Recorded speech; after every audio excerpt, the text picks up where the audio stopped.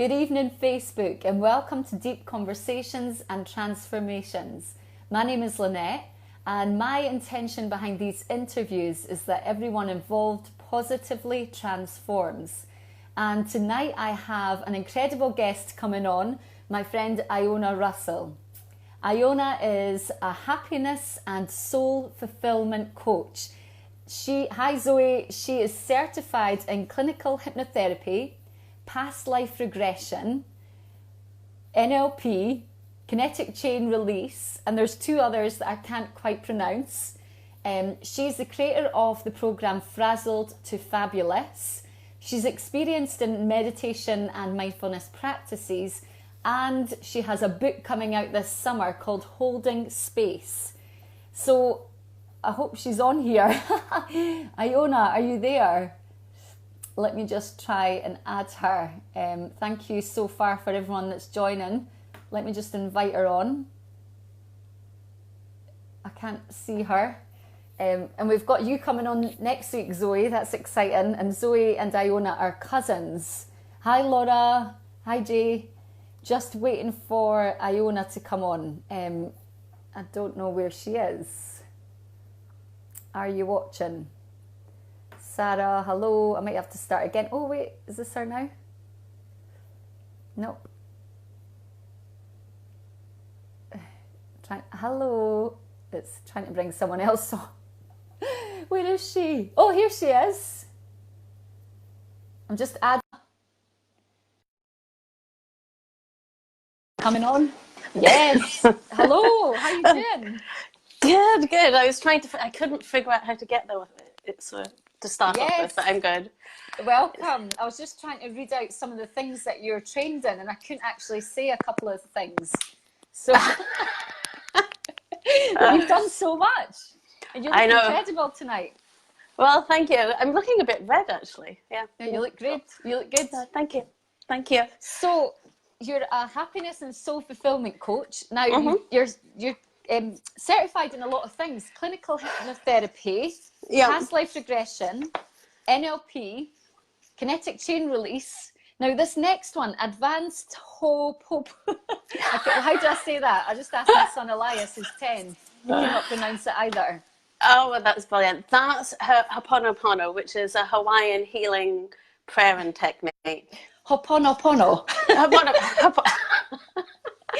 Amazing. I think I need some Ho'oponopono or whatever.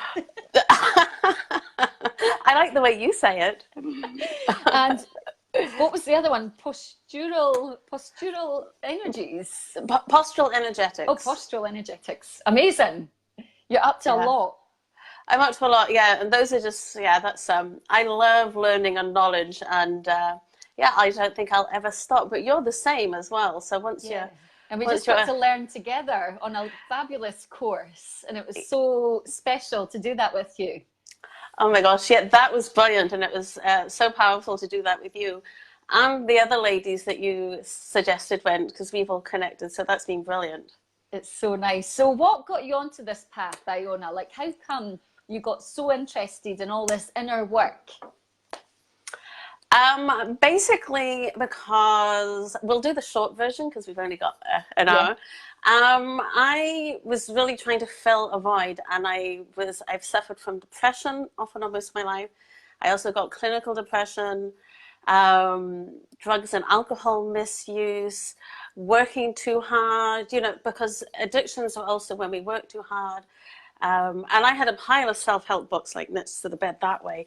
So I was always looking for external validation, fulfillment, and trying to fill that void. And it was only later in life when I was just in my 40s, I'd realized I was unhappy again. And it suddenly dawned on me, I can't go on like this. And it was just it was a switch. And I just suddenly started to realize, oh my gosh, you know what? No matter where I go, where I live, where I travel, the issue is me. I'm the one that's there no matter what is happening. So, and I mean, it started with me. I just sat up in bed like at midnight and told my then husband, I can't go on like this. But I didn't even know what that meant. And And then I knew I had to start making changes. And at that point, I nearly moved us all back to Scotland.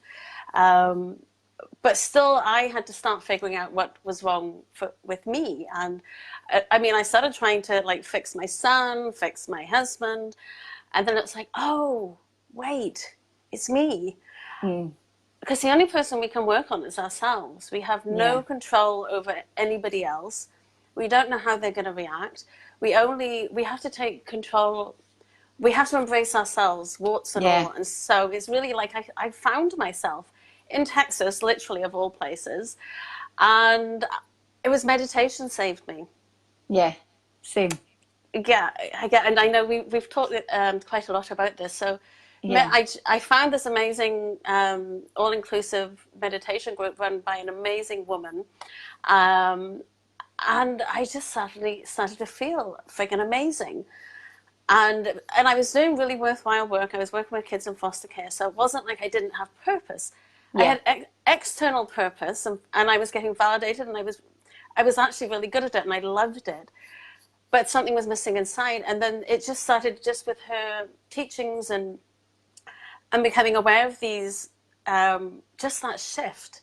And getting present with myself, and then going for walks and gratitude, being grateful for what I have in that moment, as opposed to always wanting something that hasn't happened yet, or regretting something from the past, you know. So that sort of one foot in depression and one in anxiety and overwhelm.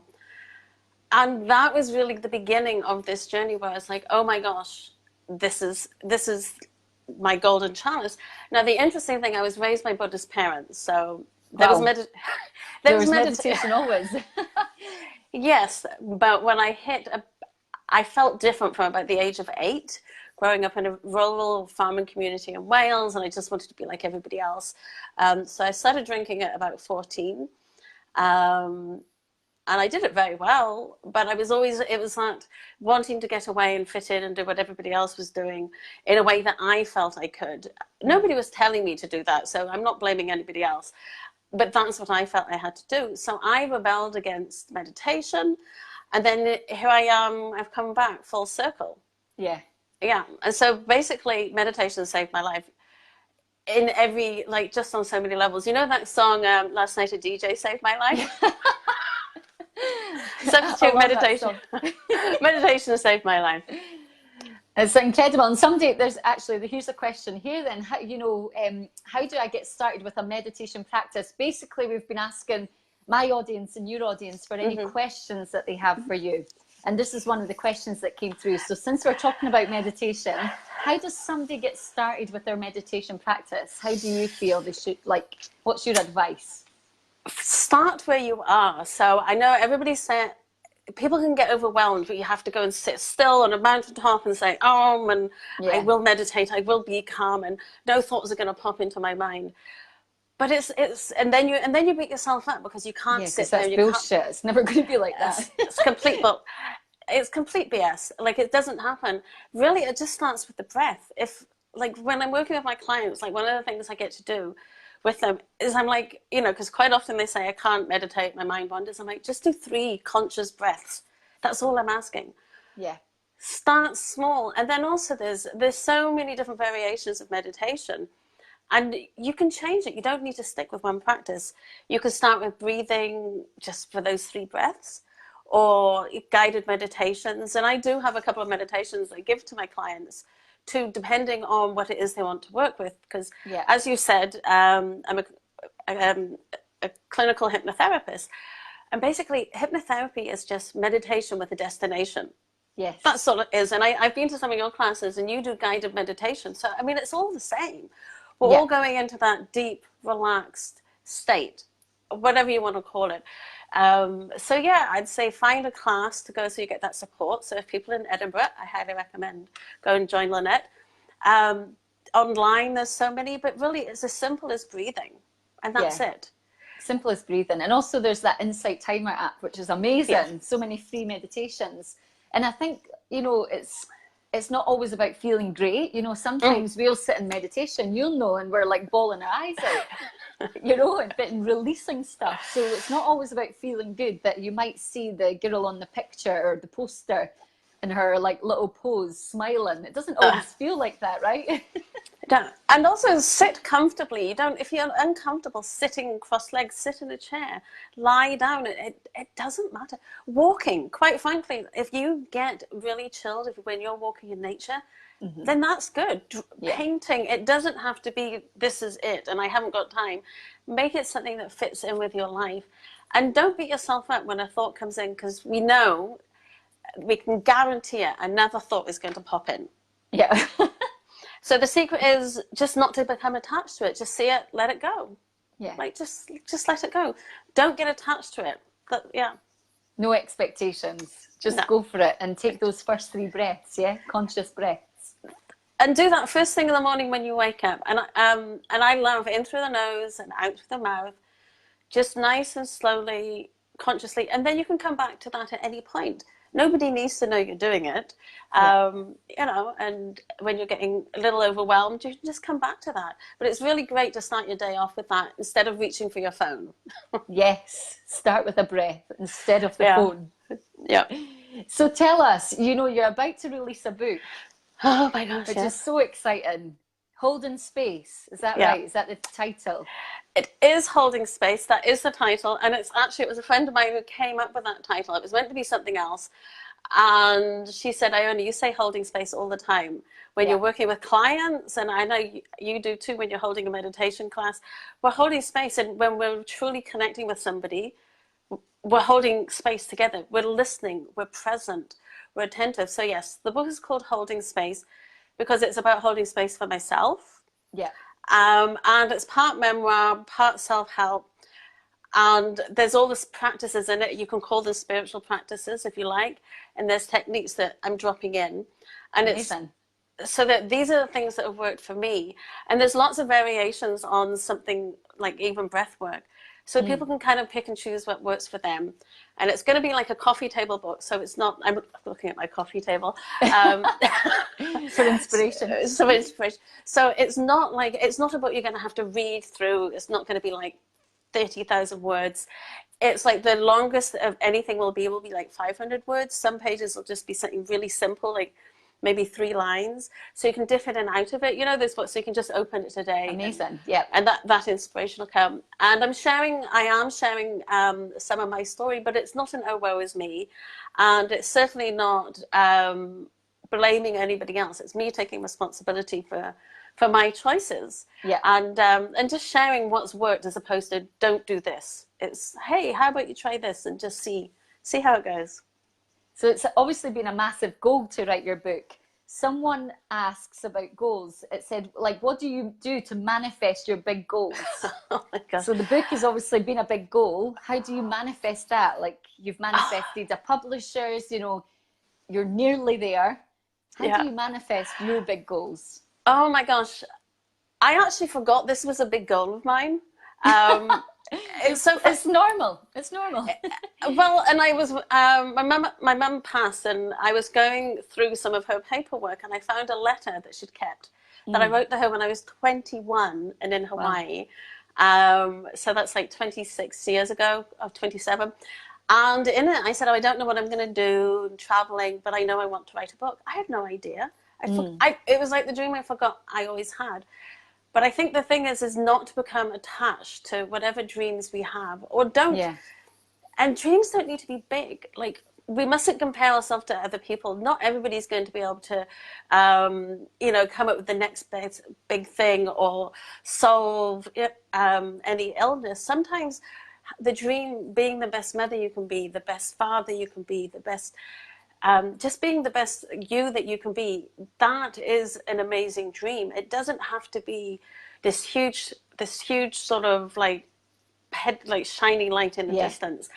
But also what I would do is, for anybody who is having trouble manifesting it, making sure you're not attached to fear. Oh, it'll never happen to me. Oh, no, because then we're coming from a place of fear, and that's going to be that little voice that goes, that's not going to happen to you, you're full of it.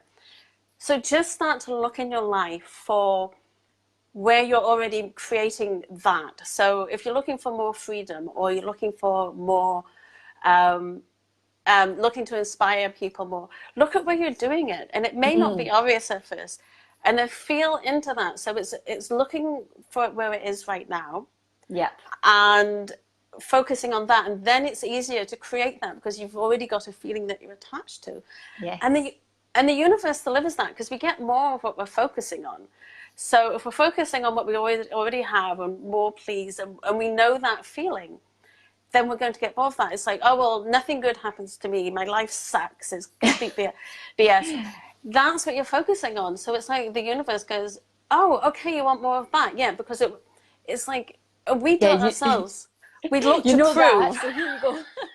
Yeah, it's like when we stub our toe in the morning. For you to deal with. Yeah, and when we stub our toe in the morning, we go, oh, fuck, it's going to be a really crap day today.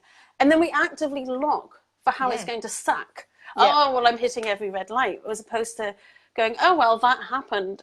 So we do it ourselves. So we look to prove whatever it is we're wanting to prove. So focus on what you have and reframe it so that you're looking into that. I love it. So good. And it's, be into, you're saying, you talk about like, look at the freedom, feel into the freedom, be the freedom, then like do the things that make you feel free, and then you'll start to have even more freedom. Yeah. So true. It's funny having the phone on the side because I have to keep looking at that side bit. What, to see me? Yeah, it's anyway, sorry. Yeah. Somebody asked, can you share your ethos about opportunity and the universe delivering what you need? That's maybe similar to what you've just answered there. Yeah, I would say, okay. Something springs to mind. You know that I'm talking at Jodie's TP weekend next weekend. Yes. Is it that? Yeah. Oh my gosh. Yes. Is that already next weekend? Yeah. It's Wednesday, and it's an amazing opportunity. And I think there's tickets left. If people want to go check, it's brilliant. Yeah. Go get your tickets. go get your tickets. It's so amazing. So this event, a friend was telling me about it last year. She was doing it. And so it's a great example of manifestation. So she was talking about this amazing entrepreneurial event she was going to be talking at and participating in. It's like, oh man, it's a little bit envious. It's like, oh, that sounds like brilliant. I would love to participate as a speaker at that. But, I didn't let on that I was jealous. I was just like, let it go, not attached. Oh, I would love to do something like that. Yeah. And that was it. I didn't think anything more of it. And it wasn't, I thought it would never happen or it was impossible. It was like, well, yeah, it just wasn't going to happen. So I wasn't attached. And then like a couple of weeks or months later, she was having to bow out and she asked me if I wanted to take her place. Oh, wow. That was literally that's how I got the gig. And I was like, oh my God. And it was the best thing I ever went to. It's been my most favorite entrepreneurial event for people. And I'm best friends with everyone who is there. So it's just absolutely amazing. And so it's putting the thought out there but not being attached, and just trust that what is meant for you will happen. Amazing. So being more relaxed then. Definitely. Sort of letting go, bringing it in, then letting go, relaxing into it. Amazing. I love that. Somebody's just said the universe delivers in the most unexpected ways. Yes, John, it does. So somebody asked, what are some top tips for becoming frazzled to fabulous? So you have a program. What is your program, Frazzled to Fabulous? What happens in that program? What happens in it? Well, basically is at the most basic, we start off with not focusing on the frazzle because everyone's overwhelmed and feeling, and people start on the negative. I haven't got time to do this. And it starts with focusing on yourself, those breaths, setting intentions. And it's quite simple. I have an email sequence that I do send out. I should send it out again, actually, because it's really, really simple. People get so overwhelmed and don't know what to do. And it's like, we know if you haven't got time to meditate for 20 minutes, or 5 minutes, and you need to do it for 20. Honestly, go just breathe, everybody. But it's just about creating that space for yourself so that you're not focusing on everybody else and all the things you need to do and all the things you should do. It's releasing that, because one of the biggest questions that is, what shoulds are you willing to let go of? particularly, I mean, we're both single mums. Yeah. And we have like these huge to-do lists, and we're like, oh, we have to do this, we have to do that. Well, no, why? Let go of the things, the shoulds, do things because you want to. And also don't have a really big to-do list. Like Rome wasn't built in a day. Break it down into bite-sized, manageable things. What can I actually accomplish today? And also ask people if you need help. You know, once, you know, we've spoke about this before. It's like actually asking, because people do want to help you, you know. And if you are feeling overwhelmed with your long list, then who can you delegate some of these tasks to? Yeah. And also people could write, like at the end of the day, what did you accomplish that day? And write a ta-da list. Yes. Ta-da, I've done it. I love those lists. They make you feel really empowered, don't they? You're like, shit, look at me. Look at all I've done today. Yeah, instead of at the end of the day going, oh my God, I haven't done this. And it just adds to that sort of overwhelm. Yeah. Yeah. And congratulate yourself at the end of the day when you've wrote that like list of what you have achieved. Yes. And that'll feel more powerful than what you've like not done yet. Yeah, and don't. It's like if someone has a house to build, they don't like have this huge list of all the things they need to do to build a house. Okay, we have to start with a foundation. That's it. So what are the 3 things you need to do to make that happen? And that's it. So yeah, fine, you want to build a house, but make it manageable, make it doable and actionable so that you can get stuff done. So Frazzled to Fabulous, is it like an online program? Do people like get in touch with you? How, like, let us know how we do that. Oh, well, that has been workshops I've run, but I'm about to launch, oh my God, I haven't even told you, Lynette.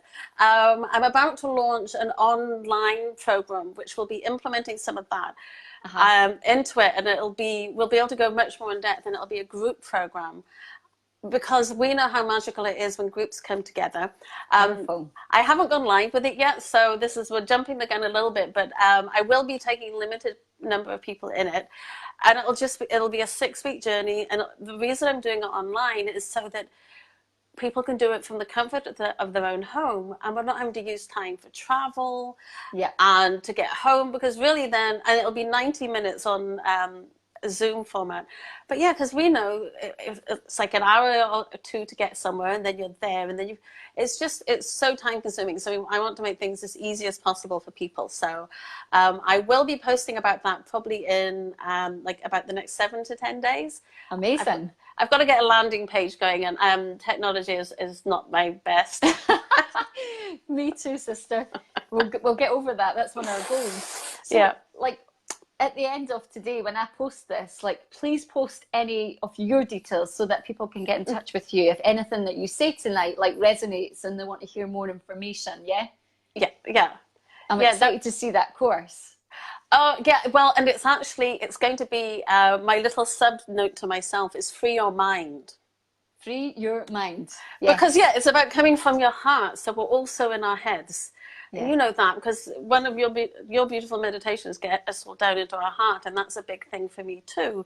Yeah. So it's free your mind, man, and let it go. And takes us on to a good question now, actually. So, how do you stop yourself regressing back into old negative thinking patterns? Ooh. Okay, that's a good one.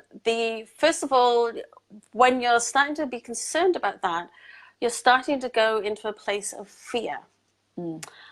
And yeah, you may mess up, you may repeat a pattern or whatever it is.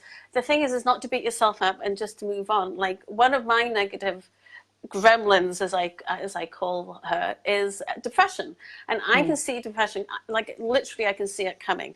And I go, oh, okay. And it's like saying hello to an old friend, but I don't attach to it. And that's the secret. Because once you've broken that pattern, the normal triggers might come up. So, a really good exercise people can do is write down. So let's say you're anxious, whatever that, what was it, a pattern or belief, the question? It was negative thinking patterns, yes. So how do you stop yourself regressing back into those old negative thinking patterns? Okay, so whatever the situation is that triggers that, write down how you would normally react. Yeah. Okay, write that down, see it for what it is. Now, write down how you would like to act, how you would like to be, how would you like to feel in that situation, your ideal outcome, and focus on that and feel into that. So you start training yourself, because our minds are freaking amazing. They don't know what has or hasn't happened, which is why visualization works and intention setting works. Because, you know, Olympic athletes do it, so we know. It's our mind doesn't know. And that's why visualization and meditation and stories and hypnotherapy work, because our mind's like, oh, okay, this is what's happening. Yeah, this must be the truth now. This is the truth. And we have proof of that. Is like the other night, I actually had a bad dream when I woke up in the morning, and I was like really anxious, and I knew it hadn't happened. Yeah. But I was still in that, like, oh my God, you know. State. Yeah. Yeah, and it's been a long time since I've had a bad dream. But we know when we're like daydreaming and thinking about nice things, or we've had a nice dream, and we just want to go back there. So our mind doesn't know it has or hasn't happened, but the feelings we get from the good or bad dream, that's like our mind just believes that it's happened. So yeah, so focus on how you would like to ideally act, how you want to be, how you want to feel in that situation that you're concerned about. Yeah, I love that. And I love, you know, it reminds me of Michael E. Singer's work, and he talks about the mind can be a dangerous place or a great gift. And I love what you're saying there. It's like, you know, write down how you would normally react and now change it to how you want to react. And maybe even bringing in visualization to that. Say it's somebody in your life that triggers those negative thinking patterns. It's like, right, visualize that person. Now visualize how you actually want that relationship to be. Yeah. And imagine them triggering you and you reacting in a really beautiful way. Oh, yeah. Oh, I have another one which you'll love to go with that, if it's actually a person. So, you know, we all talk about coming from a place of love and, you know, having happy feelings in our heart. When you're with that person that triggers you, just instead of going, oh my God, they're annoying. Oh, I'm meant to be doing this. Oh my God, I just want to leave. Just start to think, I love you. I love you. Just, I love you. And mean it and feel it. And I'm telling you, it works, because I've done it. I can't say names because we're on live, but it really does work, because you're like, you're starting to change your vibe, and there's all the science behind it. And but it just works. Like, so just start to think, I love you, as you're being triggered by whatever person. And it's amazing. The first time I did it, I was kind of blown away, because it was with someone in particular. And I was like, oh my gosh, it was amazing. Like, it was just like somebody was tuning the radio, and it was like, this is much nicer. So so just think, I love you, and just watch it change. I also love, like, Sai Seminar, one of their questions that they get you to ask yourself every single morning is, imagine this is the first day of your life and the last day of your life. Like, how would you show up? How would you interact with every human being in your life? You know, even if it was somebody that triggers you, you'd actually, you know, if it was your last day, you would tell them that you loved them, or you'd say something nice, you would encourage them. So live you, because it might be our last day today. So we must show up lovingly, because it'll just make our life feel really special if we do. Yeah, well, and I know, because you really come from a place of love too. Don't you find that we attract those people now, and it's just so much nicer showing up in love. Yeah, it really is. I think the more you love yourself, the more loving, like, amazing things that come into your life, people that come into your life, you just attract new things. It's funny. Well, a lot of people think it's maybe egotistical, but it's a deeper love. It's like I really love you for just showing up, being human, and not like in a sort of egotistical way. Well, yeah, and it's because if we all think about it, like, how much do you actually love yourself? Like, on a scale of 1 to 100, 1 obviously not at all, and 100 like you think you're the bee's knees. Yeah. And just think about that for a second. And then, well, why don't you love yourself 100%? So children, when we come into the world, we are all, like, we're born perfect, we're amazing, we're confident, we're just beautiful beings of love, and we just radiate love. And we don't, under normal circumstances and upbringing, we don't have to tell a child, oh, well, go over there and be happy, or play. And I mean, how many times, like, you pull out a camera and, you know, your 2-year-old is there posing and confident, and it's like, we don't, it's all there. It's it's all inside us. It's like we pick up all like how to behave, all our patterns and behaviors. Actually, we are sort of unconsciously instilled in us by the time we're 7. We've learned how to behave and interact from our parents, our peers, and everybody around us. But, you know, so we start like putting this shell on this confident, beautiful, amazing human being. Yeah. So again, it's about getting back in touch with that and just allowing yourself to be who you are, because it all stops and ends with you. Yes. And if you can't love yourself, how is anyone going to love you? Yeah, it's so true. And it's, you know, you go back to that young child. So we've pulled on all these identities, all these layers, all the programming, all the conditioning. You know, it's like pulling away all that to think, who the hell am I? Well, actually, you're this beautiful human being who totally belongs here, and you have purpose. Yeah. Yeah, and I think, and that's why, like, all my self-destructive, and I had a lot of fun in my self-destructive behavior. So I'm not all the drugs and alcohol. Yeah, so it's not that, and I really did have a lot of fun. But I see, you know, but it's the day after, or just when I wasn't always comfortable being alone. Yeah. And you're like, oh well, I have to go to the pub. You know, can't possibly sit at home by myself. You know, but and even then, I did read a lot, but I was still. But just being quiet with yourself and rather than trying to fill that void. And I think that's what we're all trying to do, but we're looking for the external gratification and validation of how we're worthy. I mean, look at Instagram and Facebook, and everybody's looking at how many likes they have. And we were away once, and there was a 14 or 15-year-old girl with us. And she was in her room really upset because she hadn't had enough likes on her Instagram post. Oh, God, yeah. You know, and I mean, I can't imagine growing up with social media, I have to say. Thank God they didn't have it when we were younger. Some of the styles and how I used to look. How I used to act. There's no evidence. There's no evidence. Yeah, but it's just so it's really difficult trying to love yourself when you're comparing yourself to so many external factors. So and so many talk about, you know, comparison these days, and it's obviously like heightened because social media and so many photographs and people looking so beautiful, but it's not always like that, you know. No, it's not. But we don't go, I mean, it's also not a place to air your dirty laundry, because we've seen that happen too. It's just accept it for what it is. It's the best bits. It's like a snapshot. Exactly. You know? And just know that that's all it is. And so that we don't do that comparison. Because even when I first moved away from Edinburgh, Facebook was great for staying in touch with people. But then I started missing out on I'm not invited to the bar. I'm not part of that. I was in a different frigging country, you know. But it's that fear of missing out, and it's like, oh my God, I'm a grown frigging woman. I chose to move here. You know, get over it. But you know, and that's me with, you know, knowing what I know. So I mean, I can't imagine for younger people or people going through a hard time.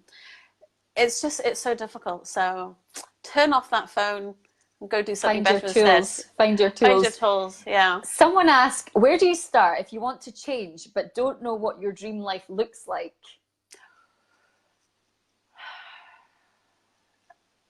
So you want to change, but you don't know. So they want to change, but they don't know what their dream life looks like. Well, that's kind of twofold. Yeah. I would say, because...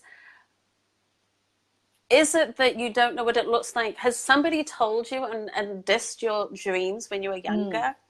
You know, and it's okay not to have a big dream, because that again goes to what we talked about earlier. You know, we're not all going to solve, you know, all the diseases. You know, not all people are destined for that. But it's really, if you're not sure what your dream is, that's fine. However, I would like to just ask yourself, who are you hiding from? Are you coming from a place of fear?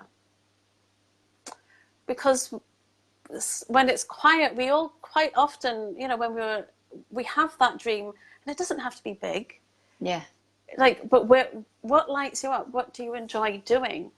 And how do you want to be and feel? So you don't need to think about, oh, well, you know, I want to have the mansion with 50 cars, and, you know, then that's getting back to the external it's like stuff. Yeah, it's Yeah, I think you said feel in there, because what is the mansion or the car going to make you feel like? It's like tuning yeah. into how you want to feel. How you want to feel, how you want to be. You can think about what you want to have, but look at your deeper why. Why is that important? Like, okay, I want to have a big house so all my family can come and stay. Yeah. So get to the deeper why. But yeah, how do you want to feel and be? And then again, going back to what we talked about earlier, look around you now and see what is good. So it's about having that genuine gratitude. Yeah. And I know you're big on gratitude too. Being grateful now, something I would say with that is be careful you're not being grateful for some crappy situation you've overcome, because then you're still attaching to that the negative vibes. It's like, I'm Yeah. great. Start being present now. I'm grateful for the birds singing, and oh, I'm grateful that there's all this noise happening outside while I'm trying to meditate, and just it's teaching me patience. And yeah, just be grateful for what you have. Look for things that you're grateful for what you have and that you want more of.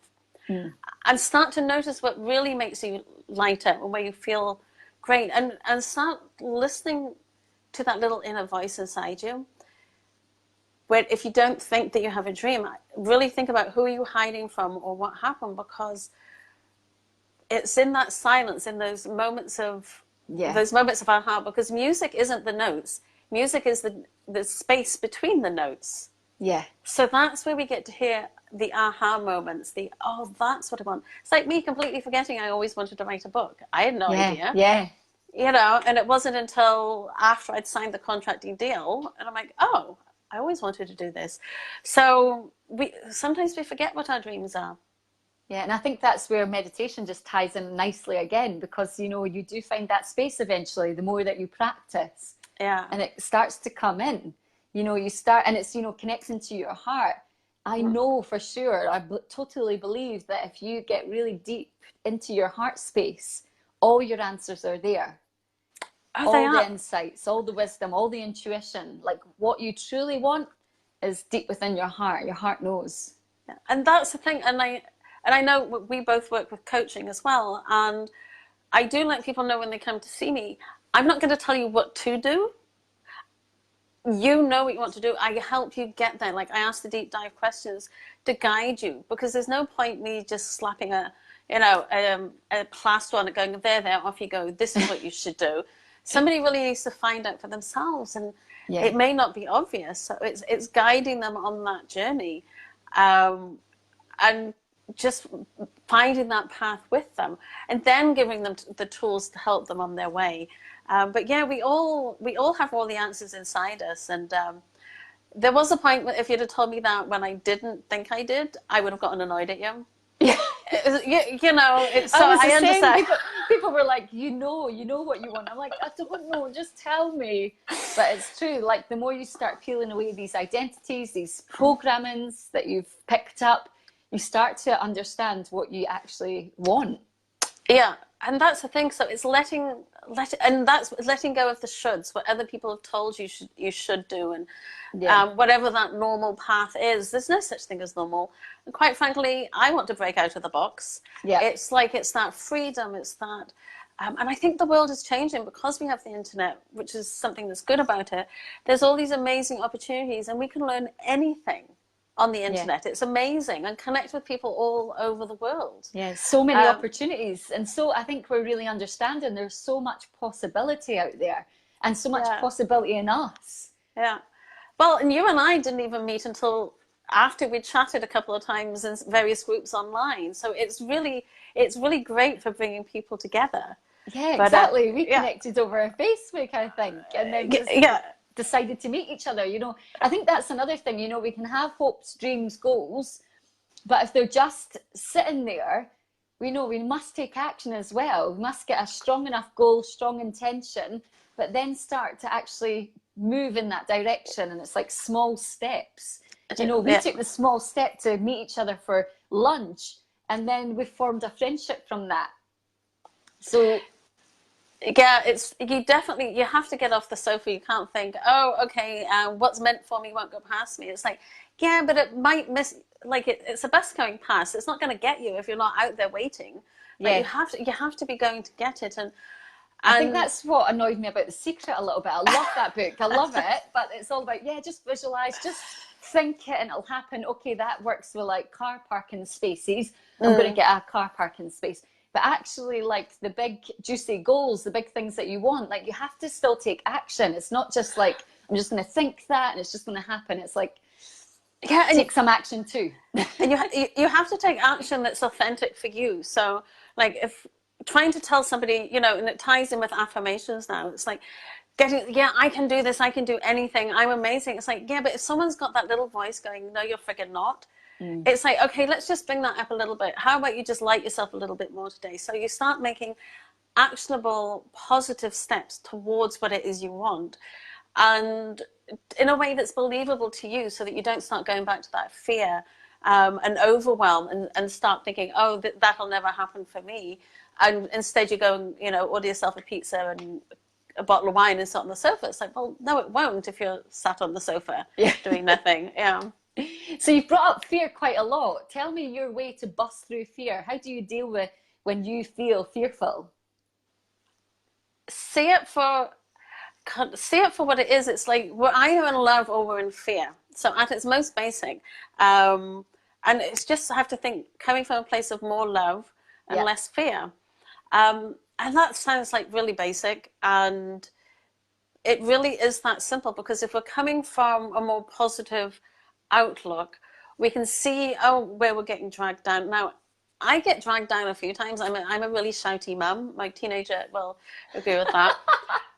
But I recover much quickly, and usually that's when I start. I'm losing control. I'm getting annoyed. I'm getting angry.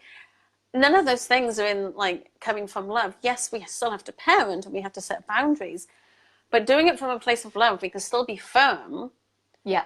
And have the same, and you get much better results being firm with love than firm coming from anger and shouting and slamming doors, particularly with teenagers. But yeah, it's choosing love. Like when you're not sure what you want to do, like I was speaking at the Wellbeing Festival in January. I know, I'm gutted I missed you. Yeah. You looked amazing on stage, and the feedback you had was loved great. It. Yeah, I loved it.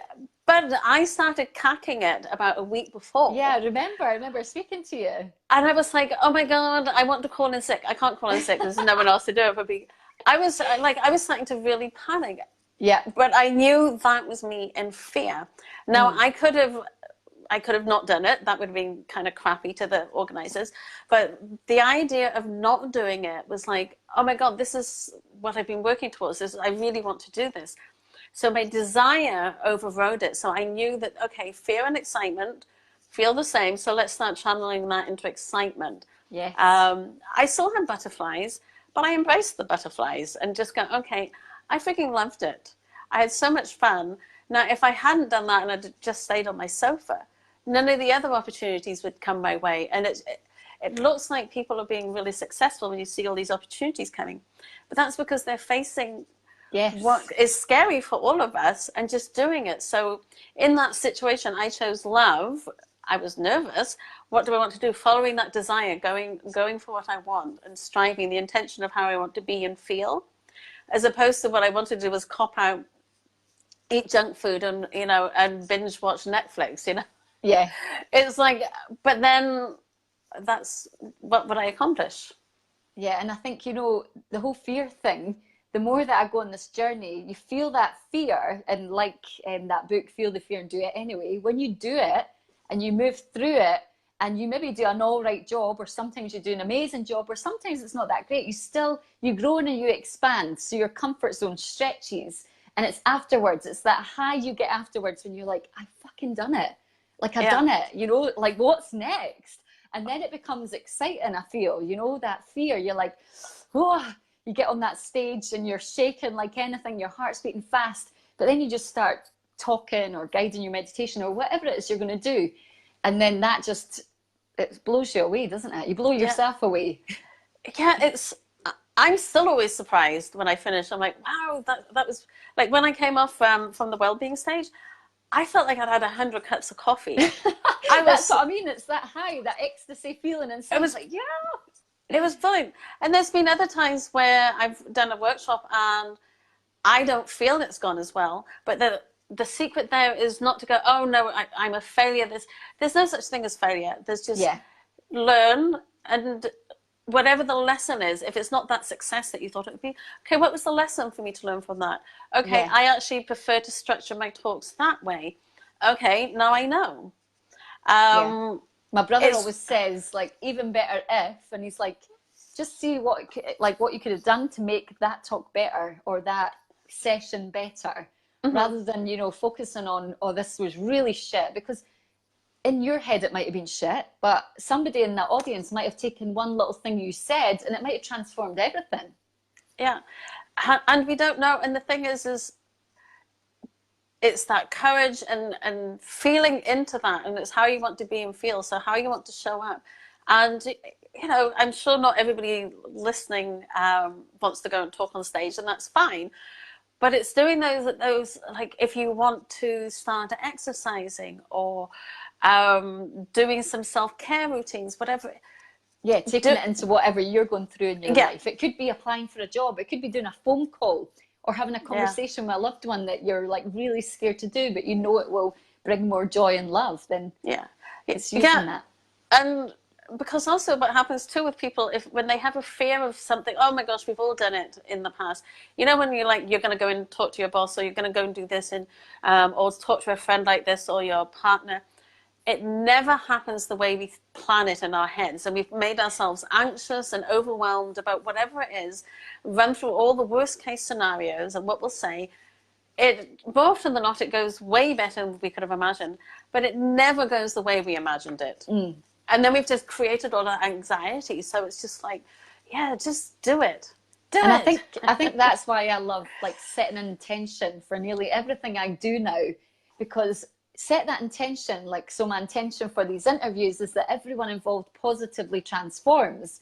So that means like you, Iona, me, the listener, like we all gain a new perspective. And I think if you do everything in life, like before you get in the car and you drive, like today I'm going to drive really well, really safe. And it just works. Intention is everything. It's key.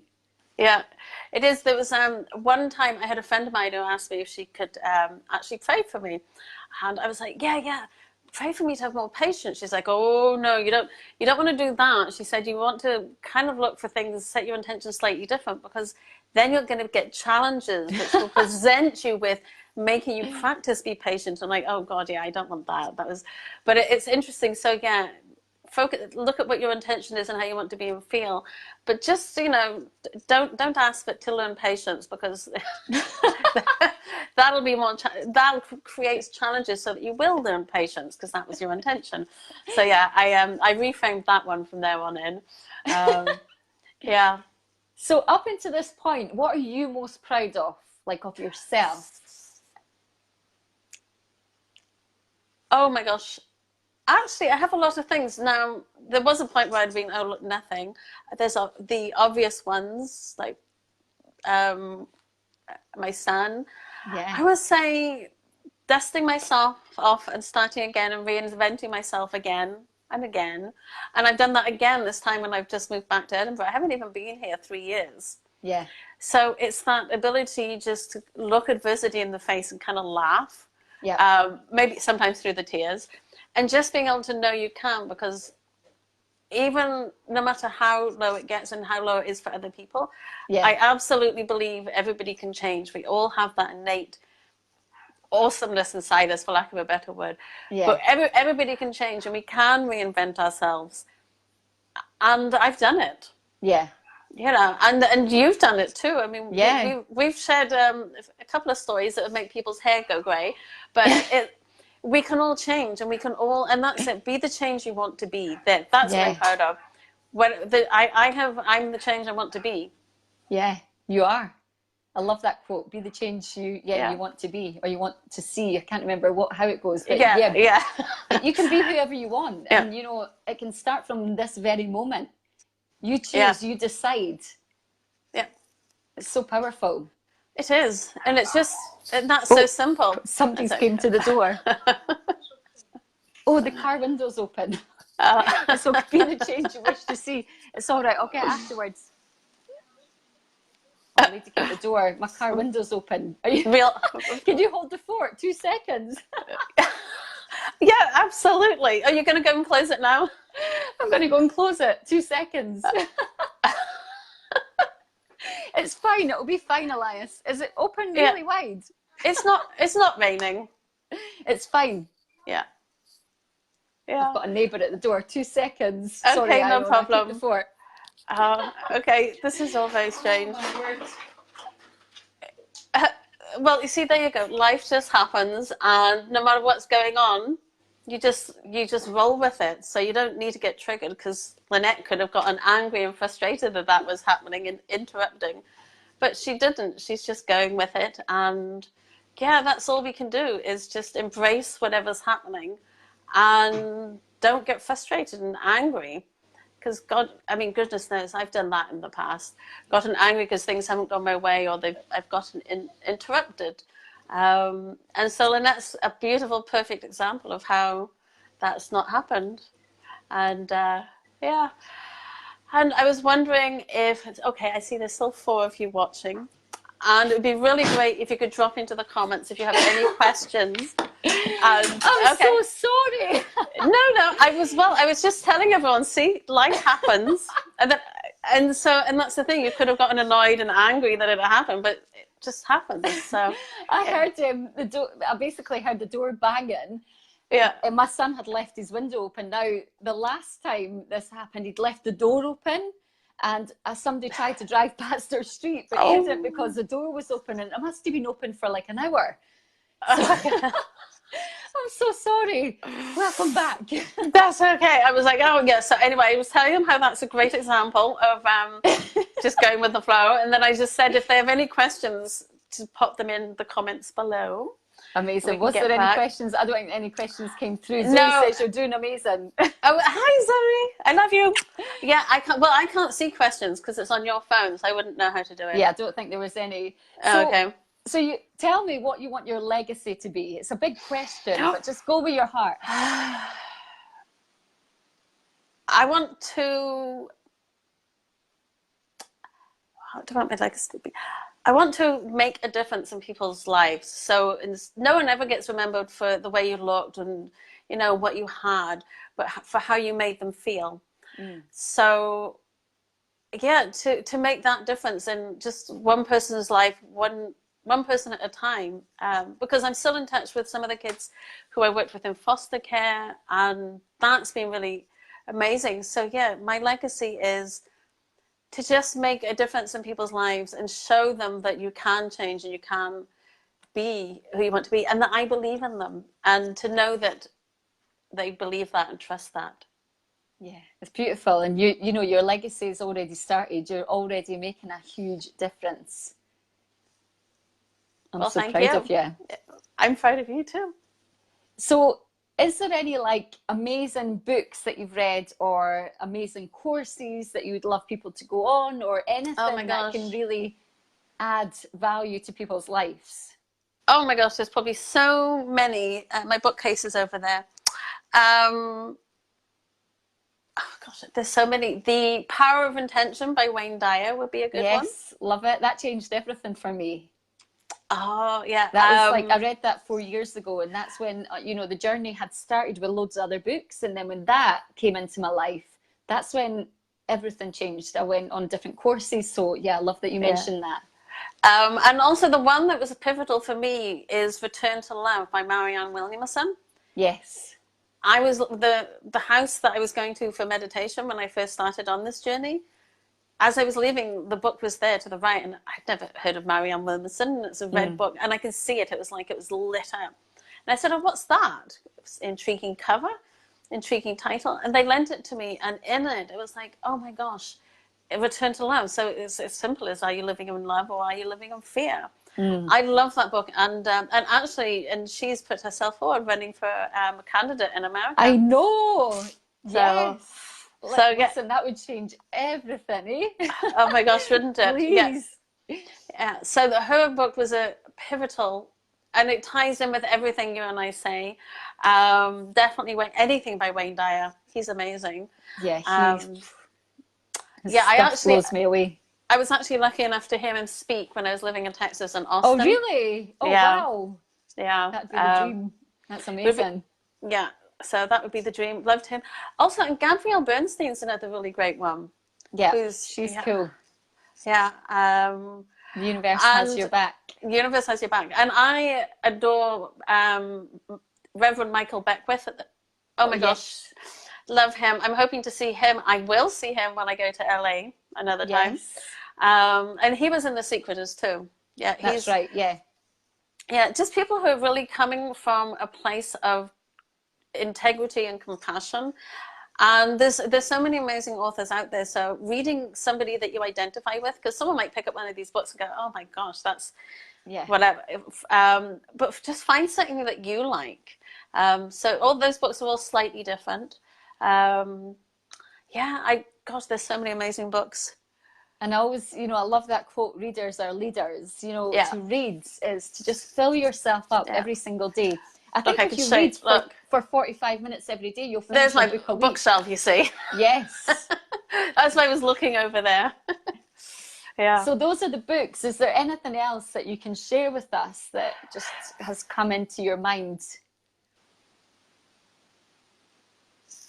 Another book. Oh, The Power of Now. The Power of Now. That's another one. Yeah. Oh, you mean just anything in general? Just anything, yeah. Before, anything. Oh, I would say, believe in yourself. You are enough, and you are worthy, and you are beautiful. Yes. And I love you. So before we sort of finish up tonight, is there anything you want to get out there? Anything I want to get out there? No, I think we've covered everything, really. I will mention, if anyone wants to come to Jodie's TP weekend, there's still tickets available. Can you post the link into the I'll do that. Please, at the end? Yeah. I'll be launching my group program shortly, so I'll put my website link in there, and then people can go do that. If they sign up for my newsletter, they actually get sent 2 free meditations. Oh, amazing! I'm going to sign up for that. I didn't know that. Yeah, one's intention setting. Obviously, and then the other one is a relaxation for the end of the day. Amazing. So there's so you get those 2 just for signing up. Just for signing up. Okay, perfect. Yeah, and in there I'll do that. I do try to be consistent with my newsletter, but I kind of find they can get annoying for people, I think, when you continuously throw them out there. But I will announce and give more information about my about the online course, because I will obviously open up to people on my email address book first. Amazing. It's been a pleasure having you on here. I'm so grateful, and I'm so sorry I got interrupted. It's okay. I must be more present with my car. It's just a car. Yeah. The street can be a little bit rough, so maybe the lady was just concerned that somebody was going to break into it and drive it off. So thank you so much. I'll be catching up with you soon, and thank you to everyone that's joined us tonight. Sign up to Iona's website, get those free meditations, and just start meditating. Just start today, taking those breaths, like you said, back to the start of the interview there. Yeah, just breathe, baby, just breathe. Do it. Yeah. Thank you. Sending you so much love tonight, and I'll see you soon. Bye, everyone. Good night. Bye. Bye.